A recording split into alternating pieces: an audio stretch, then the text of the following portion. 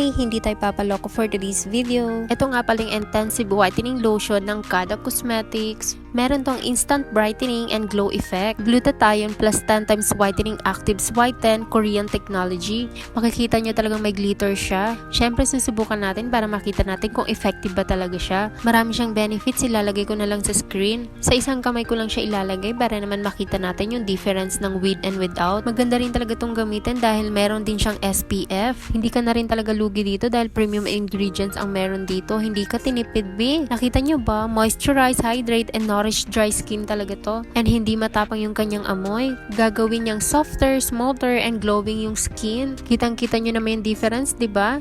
Malaki yung pinagkaiba. Papakita ko rin sa inyo yung meron siyang mga glitters. Nakikita nyo ba? Basta meron yan.